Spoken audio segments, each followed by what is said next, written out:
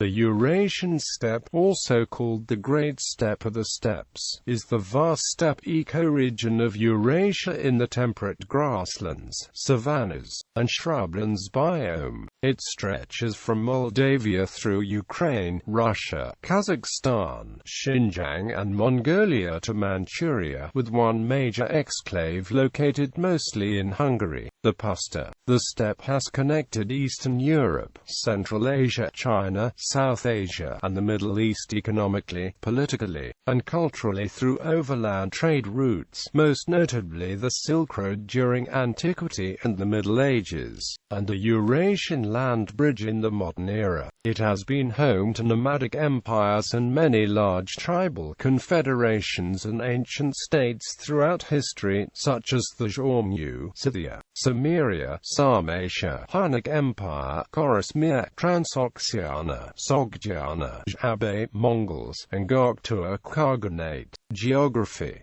Divisions. The Eurasian steppe extends thousands of miles from near the mouth of the Danube River almost to the Pacific Ocean. It is bounded on the north by the forests of Russia and Siberia. There is no clear southern boundary, although the land becomes increasingly dry as one moves south. The steppe narrows at 2 points, dividing it into 3 major parts. Western steppe. The western steppe begins near the mouth of the Danube and extends northeast almost to Kazan and then southeast to the southern tip of the Ural Mountains. Its northern edge was a broad band of forest steppe which has now been obliterated by the conversion of the whole area to agricultural land. In the southeast, the Black Sea-Caspian steppe extends between the Black Sea and Caspian Sea to the Caucasus Mountains. In the west, the Great Hungarian Plain is an island of steppe separated from the main steppe by the mountains of Transylvania. On the north shore of the Black Sea, the Crimean Peninsula has some interior steppe and ports on the south coast which link the steppe to the civilizations of the Mediterranean basin. Ural-Caspian. Narrowing. The Ural Mountains extend south to a point about 650 kilometers northeast of the Caspian Sea. This is not a major barrier to movement, but the area near the Caspian is quite dry. Central steppe. The Central Steppe, a Kazakh steppe, extends from the Urals to Dzungaria. To the south, it grades off into a semi-desert and desert which is interrupted by 2 great rivers, the Amudarya and Syrdarya, which flow northwest into the Aral Sea and provide irrigation agriculture. In the southeast is the densely populated Fergana Valley and west of it the great oasis cities of Tashkent, Samarkand and Bukhara along the Zarafshan River. The southern area has a complex history, while in the north, the Kazakh steppe proper was relatively isolated from the main currents of written history. Dzungarian narrowing. On the east side of the former Sino-Soviet border, mountains extend north almost to the forest zone with only limited grassland in Dzungaria. Eastern steppe. Xinjiang is the northwestern province of China. The east-west Tian Shan Mountains divide it into Dzungaria in the north and the Tarim Basin to the south. Dzungaria is bounded by the Tarbagatai Mountains on the west and the Mongolian Altai Mountains on the east, neither of which is a significant barrier. Dzungaria has good grassland around the edges and a central desert. It often behaved as a westward extension of Mongolia and connected Mongolia to the Kazakh steppe. To the north of Dzungaria are mountains and the Siberian forest. To the south and west of Dzungaria, and separated from it by the Tianshan Mountains, is an area about twice the size of Dzungaria, the oval Tarim Basin. The Tarim Basin is too dry to support even a nomadic population, but around its edges rivers flow down from the mountains, giving rise to a ring of cities which lived by irrigation agriculture and east-west trade. The Tarim Basin formed an island of near civilization in the center of the steppe. The northern Silk Road went along the north and south sides of the Tarim Basin and then crossed the mountains west to the Fergana Valley. At the west end of the basin, the Pamir Mountains connect the Tian Shan Mountains to the Himalaya Mountains. To the south, the Kunlun Mountains separate the Tarim Basin from the thinly peopled Tibetan Plateau. The Mongol steppe includes both Mongolia and the Chinese province of Inner Mongolia. The two are separated by a relatively dry area marked by the Gobi Desert. South of the Mongol steppe is the high and thinly peopled Tibetan Plateau. The northern edge of the plateau is the Gansu-Hexi Corridor, a belt of moderately dense population that connects China proper with the Tarim Basin.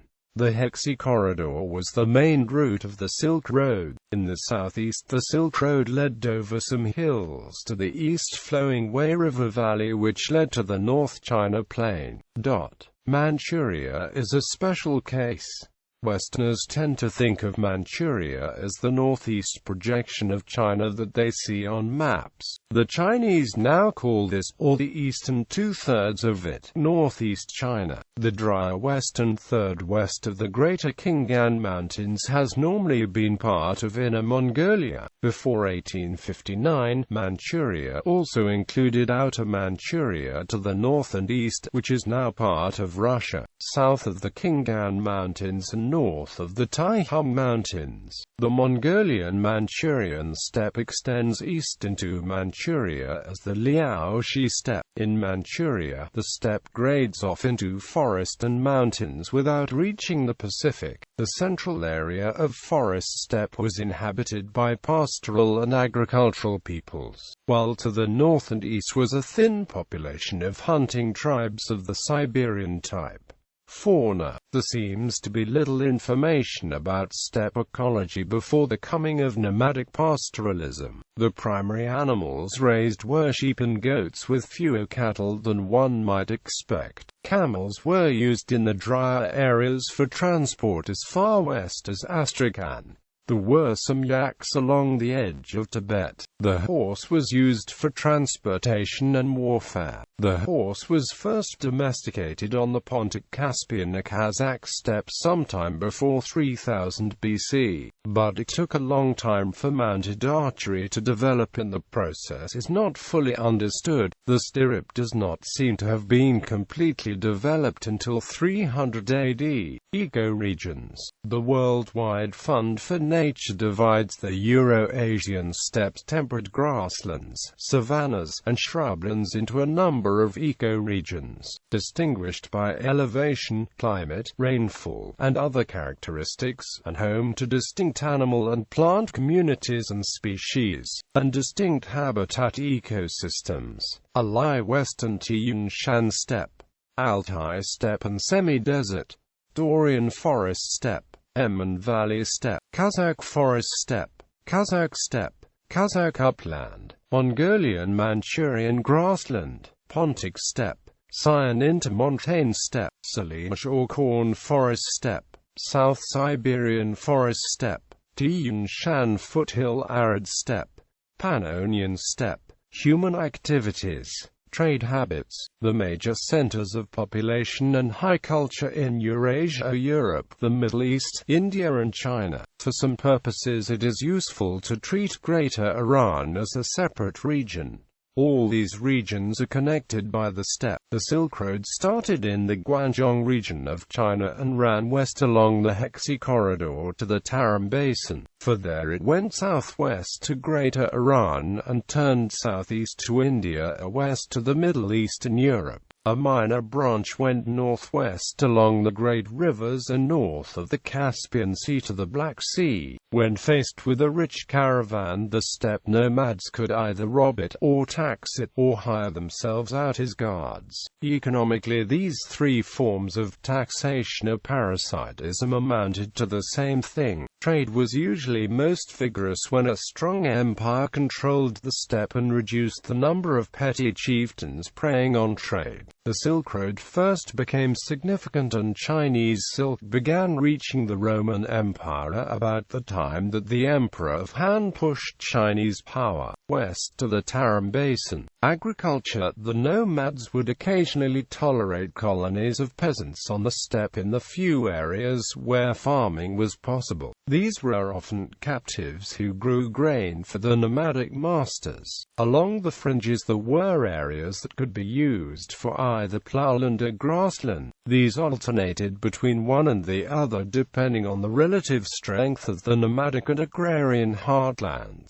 In the last few hundred years the Russian steppe and much of Inner Mongolia has fallen to the plow. The fact that most of the Russian steppe is not irrigated implies that it was held in grass due to the military strength of the nomads. Language. According to the most widely held hypothesis of the origin of the Indo-European languages, the Kurgan hypothesis, the common ancestor is thought to have originated on the Pontic-Caspian steppe. The Tocharians were an early Indo-European branch in the Tarim Basin. At the beginning of written history, the entire steppe population west of Dzungaria spoke Iranian languages. From about 500 AD, the Turkic languages replaced the Iranian languages, first on the steppe and later in the oases north of Iran. The reasons for this are poorly understood. After 1077, a group of Turkic speakers pushed into Anatolia and founded the modern nation of Turkey. Similarly, Hungarian speakers, a branch of the Uralic language family, who previously lived in the steppe in what is now southern Russia, settled in the Carpathian Basin in year 895. Mongolic languages are in Mongolia. In Manchuria one finds Tungusic languages and some others. Religion. If the Kurgan hypothesis of Indo-European origins is accepted, then the earliest hypothesized steppe religion would have been the mythology of the Indo-Europeans. Later, Tangriism was introduced by Turco-Mongol nomads. Nestorianism and Manichaeism spread to the Tarim Basin and into China, but they never became an established majority religion. Buddhism spread from India north to the Tarim Basin and found a new home in China. By about 1400, the entire steppe west of Dzungaria had adopted Islam. By about 1600, Islam was established in the Tarim Basin, while Dzungaria and Mongolia had adopted Tibetan Buddhism. History. Warfare raids between tribes were prevalent throughout the region's history. This is connected to the ease with which defeated enemies' flocks can be driven away, which makes raiding profitable. In relation to sedentary societies, the horse gave the nomads the supreme advantage of mobility. Horsemen can raid a village and be gone with the loot before a land army can be gathered. When confronted with superior infantry, horsemen can simply ride away and regroup where there are no soldiers. Outside of Europe and parts of the Middle East, agrarian societies had difficulty raising a sufficient number of war horses and often had to buy them from the nomadic enemies. Nomads could not easily be pursued onto the steppe since the steppe could not easily support a land army. If the Chinese sent an army into Mongolia, the nomads would flee and come back when the Chinese ran out of supplies. But the steppe nomads were relatively few and the rulers had difficulty holding together enough clans and tribes to field a large army. If they conquered an agricultural area, they often lacked the skills to administer it. If they tried to hold agrarian land, they gradually absorbed the civilization of the subjects, lost the nomadic skills and were either absorbed by the subjects or driven out. Relations with neighbors. Along the northern fringe, the nomads would collect tribute from and blend with the forest tribes. From about 1240 to 1480, Russia paid tribute to the Golden Horde. South of the Kazakh steppe, the nomads blended with the sedentary population, partly because the Middle East has significant areas of steppe and pastoralism. There was a sharp cultural divide between Mongolia and China, and almost constant warfare from the dawn of history until 1757. The nomads collected large amounts of tribute from the Chinese, and several Chinese dynasties were of steppe origin, perhaps because of the mixture of agriculture and pastoralism in Manchuria. Its inhabitants knew how to deal with both nomads and settled populations, and were able to conquer much of northern China when both Chinese and Mongols were weak. Historical peoples and nations. Chorasmia 13th–3rd centuries BC. Cimmerians 12th–7th centuries BC. Magyars 11th century BC, 8th century AD. Scythians 8th–4th centuries BC. Sogdiana 8th–4th centuries BC. Isdans 7th–1 stone century BC. Massagetay 7th–1 stone century BC.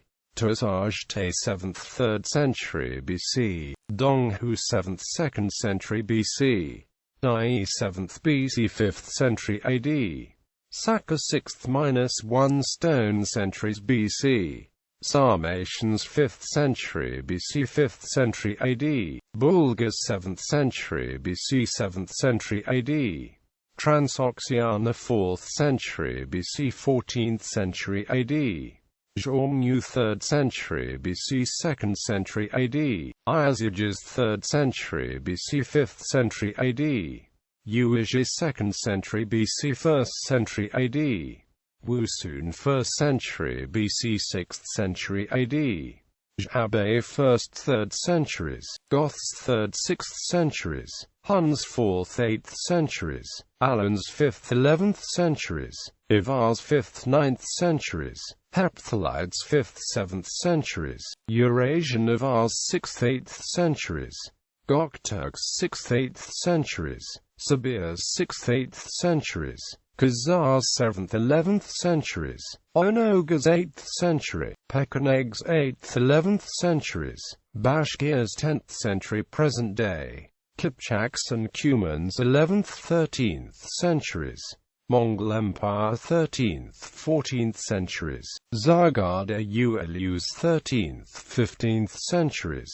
Golden Horde 13th 15th centuries. Cossacks, Kalmyks, Crimean Khanate, Volga Tatars, Nogais and other Turkic states and tribes 15th–18th centuries. Russian Empire 18th, 20th centuries. Soviet Union 20th century. Moldova, Kazakhstan, Russian Federation, Ukraine 20th–21 stone centuries. Gallery. Bibliography. Plano Carpini, John O. of History of the Mongols, in Christopher Dawson, Mission to Asia, Toronto. University of Toronto Press, 2005, pp. 3–76. Barthold, W. Turkestan Down to the Mongol Invasion, Timonorsky, New Delhi. Manchuria Manohalal publishes, 1992. Christian, David. A History of Russia, Central Asia and Mongolia, Volume 1. In a Eurasia from Prehistory to the Mongol Empire, Malden M.A. Oxford, UK. Carlton, Australia. Blackwell Publishing, 1998. Fletcher, Joseph F. Studies on Chinese and Islamic Inner Asia. Beatrice Forbes Mans, Aldershot, Hampshire. Variorum, 1995. IX. Grousset, René. The Empire of the Steppes. A History of Central Asia. Naomi Walford, New Brunswick, N.J. Rutgers University Press, 1970. Crader, Lawrence. Ecology of Central Asian Pastoralism. Southwestern Journal of Anthropology. Volume 11, number 4, pp. 301–326.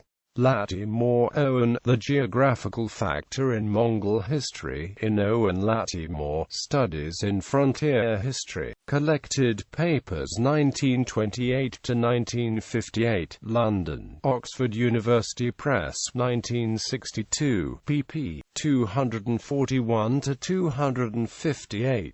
Sinat Dennis, The Inner Asian Warrior, in Dennis Sinat, Studies in Medieval Inner Asia, Aldershot, Hampshire, Ashgate, Variorum, 1997, 13. Sinat Dennis, Horse and Pasture in Inner Asian History, in Dennis Inner Asia and its Contacts with Medieval Europe, London, Variorum, 1977, 2.